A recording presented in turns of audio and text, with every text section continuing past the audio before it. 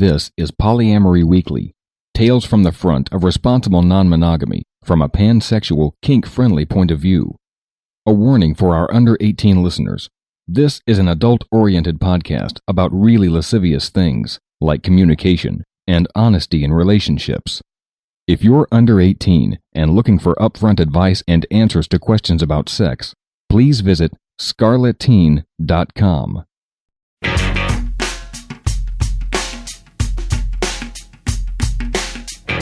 This is Polyamory Weekly, episode 491 for October 20th, 2016. Coming up on today's show, polyethics. That's coming up on today's show.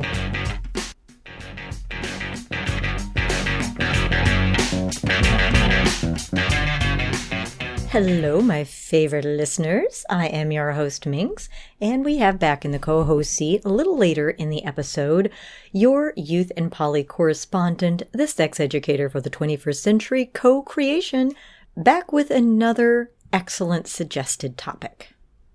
Now, I'm tempted to dive right into the topic because we had kind of a long conversation and I want to make sure there's time for everything. However, there was one Poly in the News article this week. Oh, cue the music.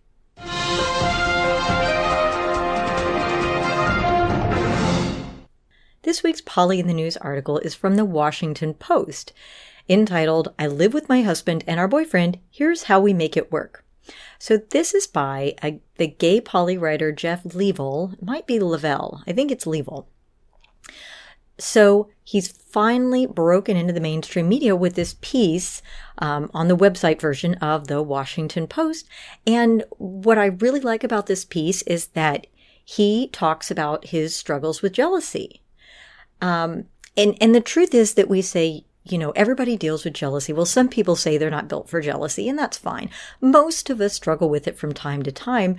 And I like that he's so transparent about it in this piece. From the piece, he talks about poly people like being more enlightened because they don't feel jealousy, blah, blah, blah, but says, "I must be seriously unenlightened then because I am a jealous, territorial, alpha kind of man. My husband Alex and I have been together for 5 years. Our boyfriend John has lived with us for the past 2. So opening our relationship up to include more lovers allowed Alex and me to have our own private adventures. It was also like taking a crash course in how to handle jealousy." Ain't that the truth? He continues, "The first time I told Alex about another guy I was dating, our relationship almost ended. When Alex told me about a new guy he'd met in Seattle, I thought my world would fall apart. Of course, my world didn't fall apart. Instead, I had to confront my feelings. I didn't have to confront Alex or John, but myself. I had to spend time alone with my fears and insecurities, because that's all jealousy is, fear. Of being abandoned, of not being enough, of being alone. And the truth is, all the things we fear might happen. Relationships fall apart all the time. At least John and Alex and I are honest with one another. I get to share my fears and my joys with them. I get to be there for them as they do the same. And I fall more in love with them as we do this." It's a great piece, and I like that it's representing the gay community. We very often, in representations in mainstream media, see only heterosexual, white, middle-class folks, usually in some type of MFF type configuration. So it's kind of nice to see an MMM configuration.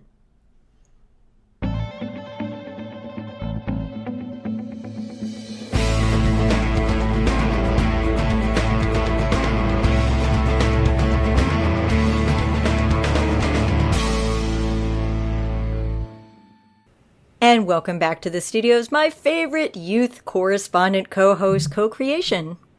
Hello, hello! I'm Co-Creation, your second-generation, sex-positive advocate of the 21st century. It's beautiful to be back here on the podcast. Thank you so much, Minx, for having me.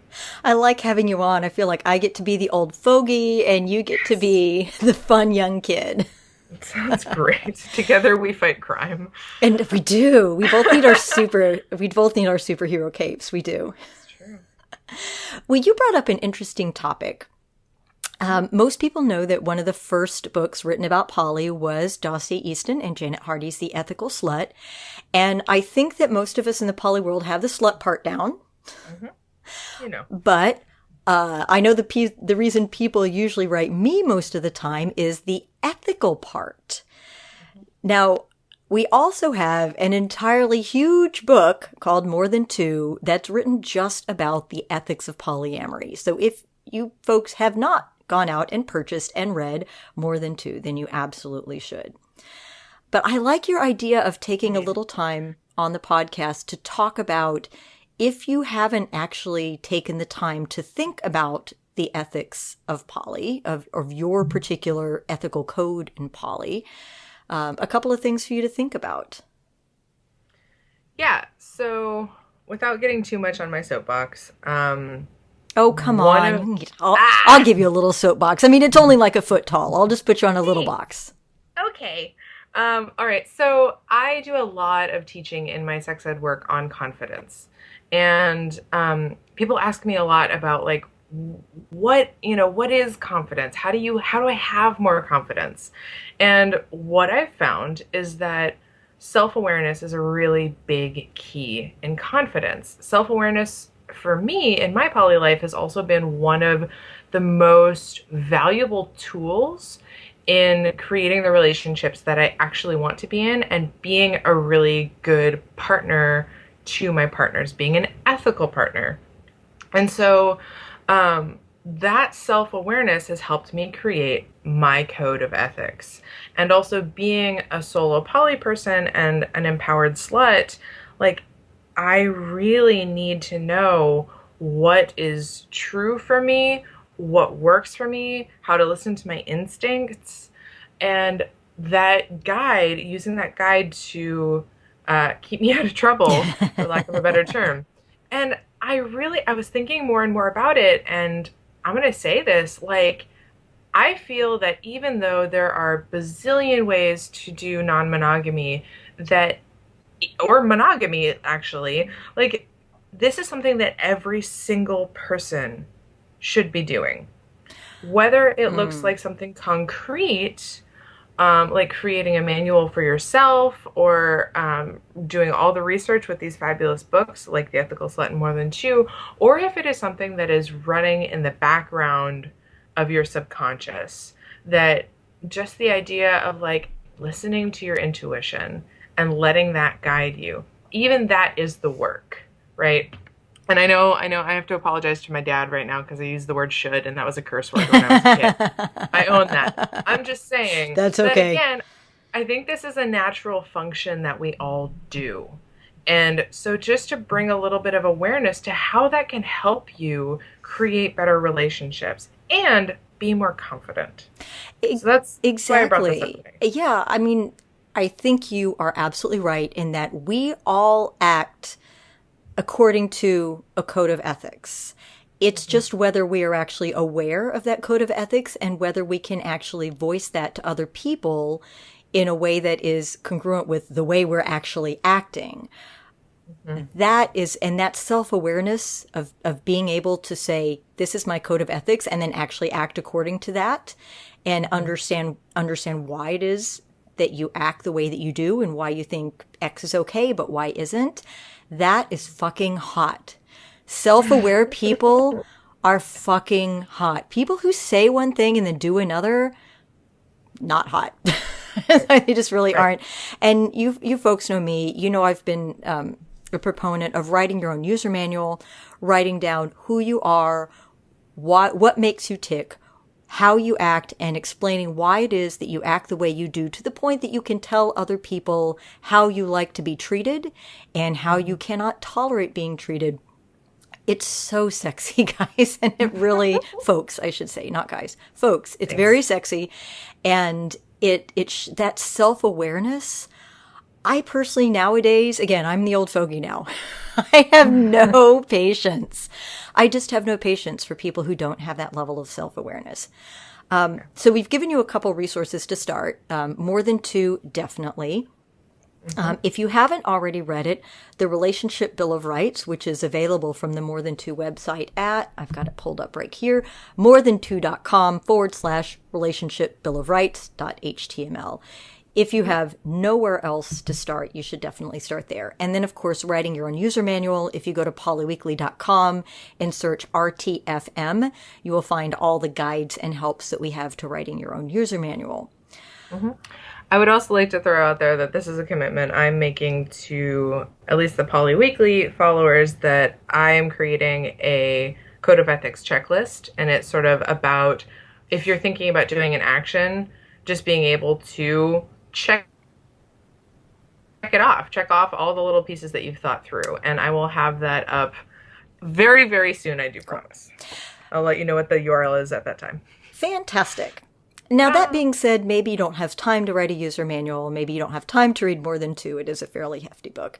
But I like your idea, Co, of just starting with some basic questions that maybe if we've got folks who are listening in the car or walking the dog, that maybe they can pause the podcast and start talking about if they haven't done this yet. Absolutely. And I think what it comes down, I was trying to think of what good starter questions would be, because it's hard. Ethics covers like everything. But I like the idea of starting with really basic questions like, how do you want to be treated? How do you like to be treated? Not just in relationships, but in life, but also in relationships. And then how do you need to treat others in order to feel like you're being ethical?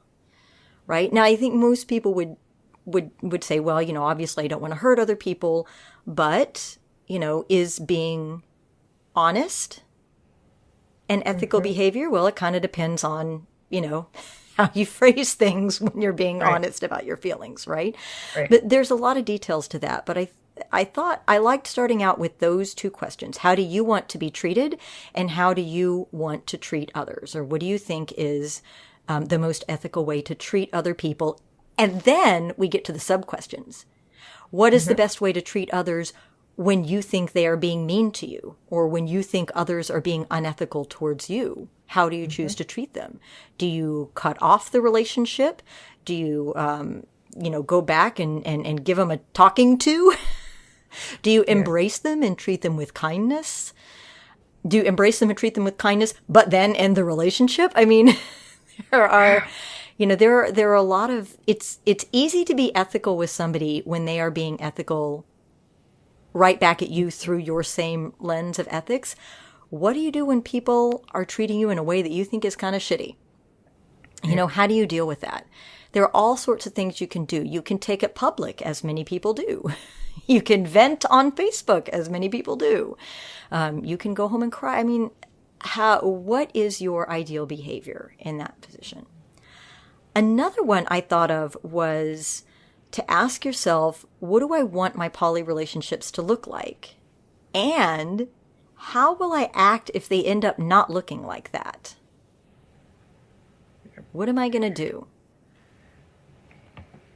One of my favorite tools for that is I'm an artisty type, and so like mapping things out, right? Actually like picking a style of visual representation for like, what do I want my relationships to look like? And you can like label little attributes and adjectives and, all of those cool little concepts, and actually like map that out to vision what that would want to look like. It's a really fun tool that I found. And then it sort of gives you something to refer back to if, like, how will you act if they end up not looking like that? You can sort of see like, well, I really want to have lots of quantity of time because that helps me know that I am appreciated and that the person is there for me and that I'm not alone in this, right? So you can kind of see where in the own internal map of you these actions fall and how they affect your person. So if somebody is not able to give you that quantity of time, they're not acting how you would hope, then you're like, oh, that means that this is this particular need not getting met and I feel lonely. Instead of it like overriding your whole sense of self and having everything be wrong, you're like, oh, I feel really lonely. How do I work with that? Exactly. And I think too, I see this happen in I think probably in monogamous relationships a lot too.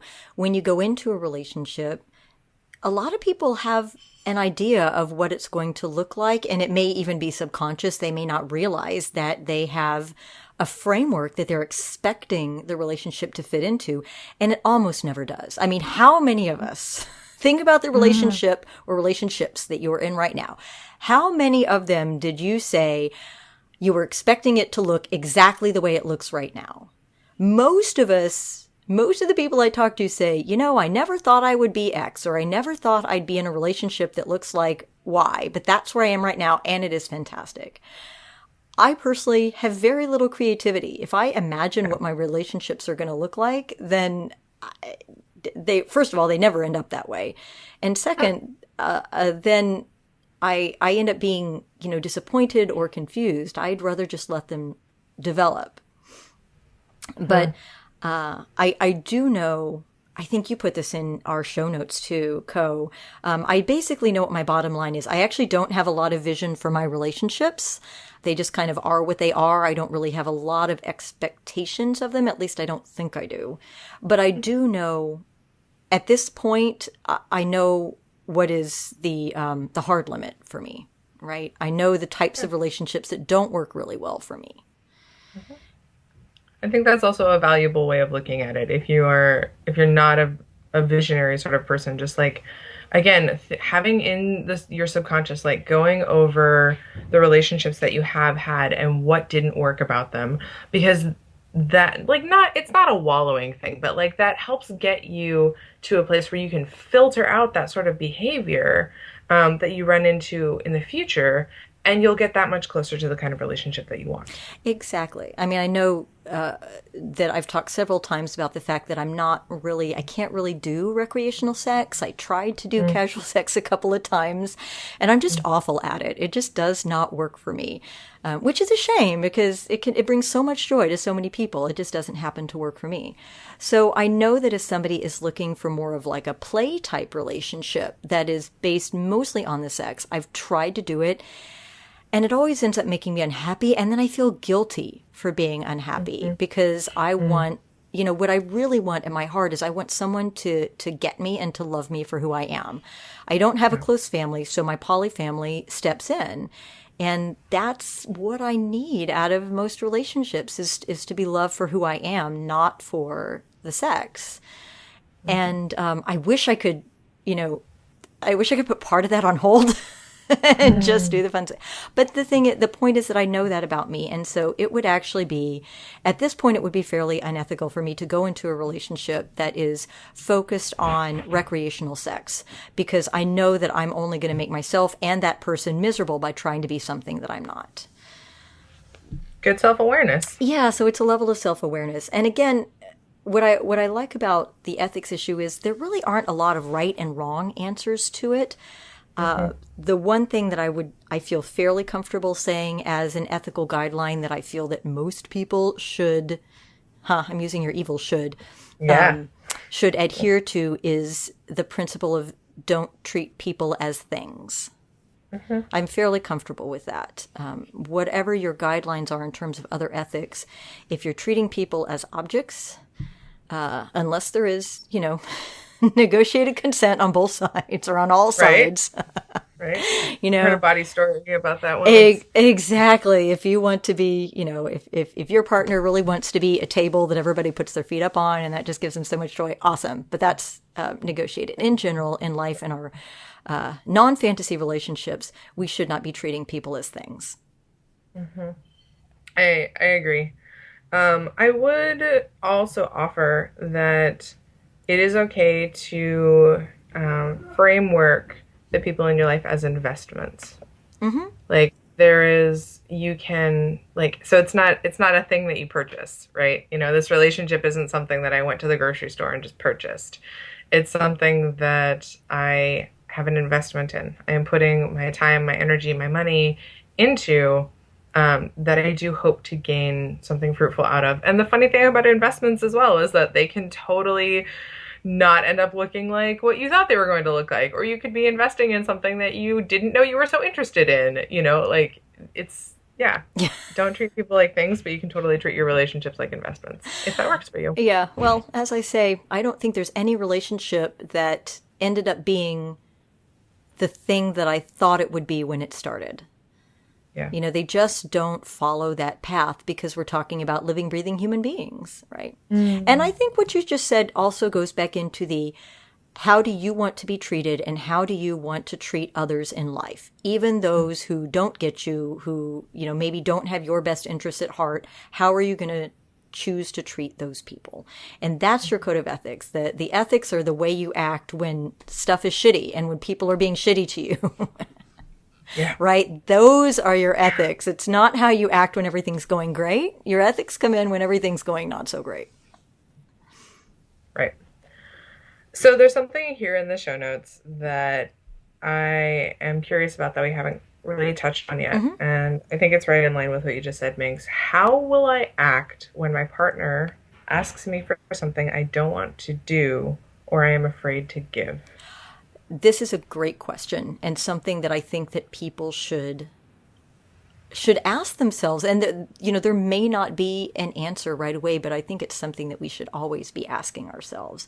And frankly, that question is like 90% of the mail that I get.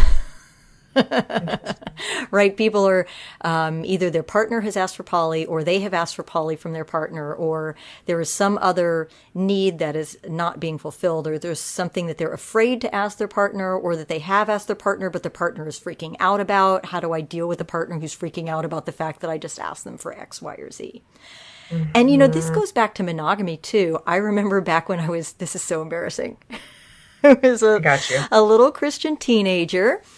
And I was in high school and they're talking about sex with my super Christian friend, my super Christian girlfriend. And, you know, the question was, what are we going to do if our husbands, because, you know, we're Christian girls, so of course we're hetero and of course we're married, theoretically, if we're having sex. Right. What do we do if our husbands want oral sex from us? Gasp. Oh, goodness. And so my answer was, well, you know, I presumably would really love him and he would love me. So I guess I would try it a couple of times just to see. Which actually, considering that I was super Christian girl, was very open-minded for the time. It really was. And it's so funny because, of course, I just love the fuck out of oral sex now. And I'm like, if I can't get turned on, just put your cock in my mouth and then I'll be turned on. It's great. Yay! But I think everybody needs to ask themselves this question and to be okay with one of the hardest parts of a relationship I found was being okay with saying, you know what? Thank you for having the courage to ask me that. Thank you for revealing that part of you.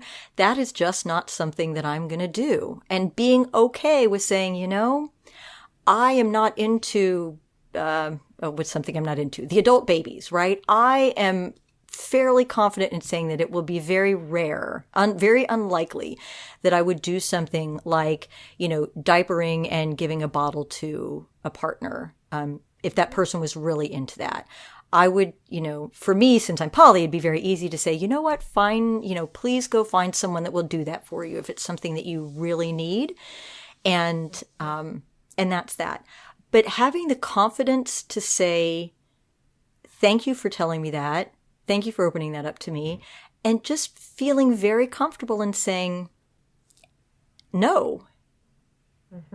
Or, you know, as the case may be, I'm willing to try it a couple of times. Let's see. And then being comfortable with saying no. So many people write me because they're all torn up because they either hate the idea of something or they tried it a few times and hate it. And they're like, what do I do now? I hate it. The answer is no. And I'm like, well, a lot of people find a lot of ways to deal with no.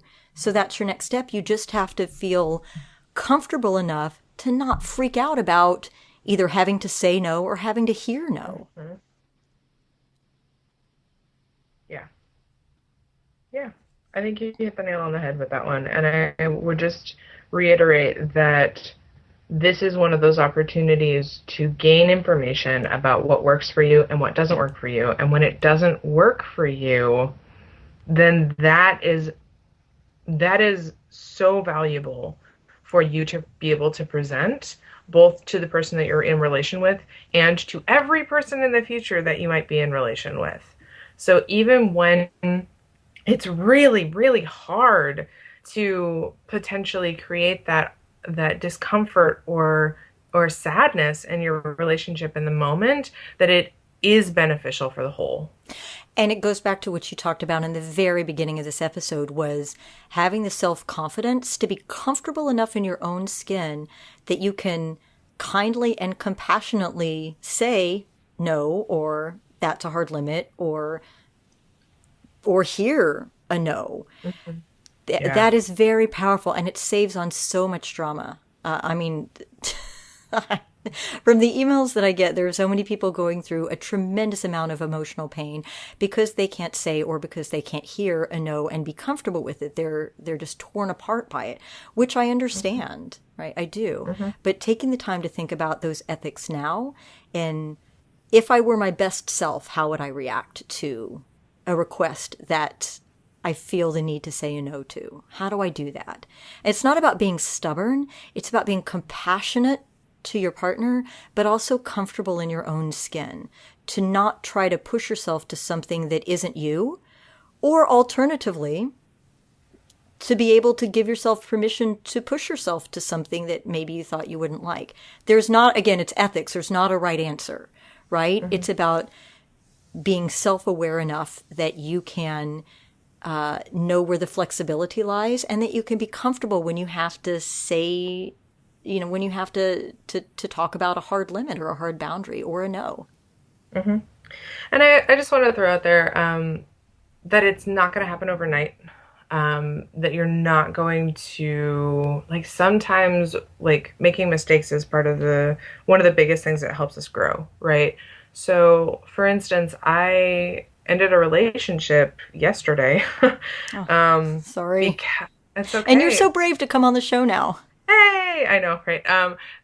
Because I was trying really hard to act in a way, or I was saying a lot that was in line with my ethics, but my actions weren't following that up, right? And so I ended up actually being out of integrity to the point that it was causing a lot of emotional pain in my relationship. But I was trying so hard because I did want to give this person what they wanted, right? I was trying to work in a way that I knew wasn't me and that I didn't have capability to give because I love this person, right? And it ended up hurting more than it was valuable. And we've had to stop our relationship for that purpose. So and I'm learning a whole bunch about it, even right now.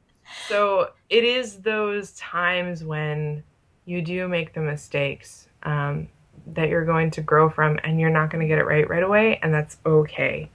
Well, we've all been there. We've all done things that weren't in alignment with our core ethics because there was some type of justification to do it otherwise. We really love the person. This is something that they want, so I'm going to push down my own needs in favor of the other person's because I'm being the GPP, the good poly person, or the PPP, the perfect poly person. And, sometimes that can work out to everybody's benefit because we did need to push ourselves. And sometimes it's, it turned out that it was not in our best interests. And we learned the lesson that that's where the hard limit of our ethics needs to be, that I need to take care of myself first. Or when I felt that twinge, whenever I feel like I'm sacrificing myself for another, that's wrong. As a matter, in a small way, this happened to Lusty Guy and I when we were on vacation. There was an emotional event that happened, and basically one of us decided to take one for the team and to kind of tamp it down and try to make sure that we had a good day. And it ended up being a disaster because, your partner can always tell when you're putting one in for the team and gets freaked out, like, why are you acting weird? Right. And, it took fewer than 24 hours for us to figure out what happened and to kind of go through it and get everything out in the open. But the lesson that we both took away from it was, in our relationship, in our dynamic, it really doesn't work to take one for the team. It really doesn't work to say, you know what, I'm just going to try and be in a good mood so that this can be a good day. In many other dynamics that would work, but for us, it really doesn't. For a number of reasons. And so that's something that's kind of gone into our ethical book now, is that, it really doesn't work for us to do that. So if you ever feel yourself doing that, then we need to just talk about the thing and then make a decision. Because we both sort of talked through what should we have done. And we came up with a couple of options that would have allowed for, there would have been a little bit of drama, but the day overall would have gone a little bit better. And it's just...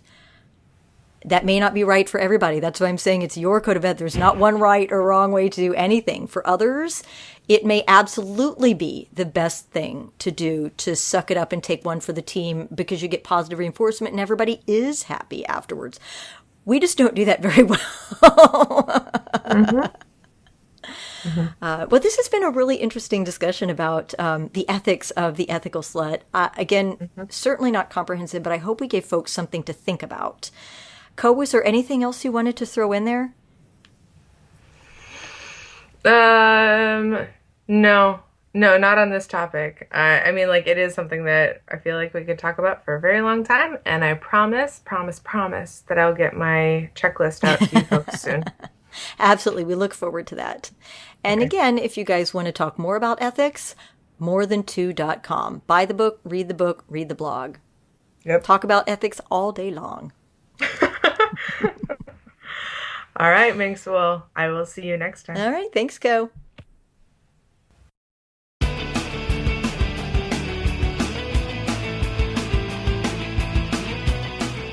And thanks again to Co for bringing up once again a very interesting topic that we get to explore on the podcast.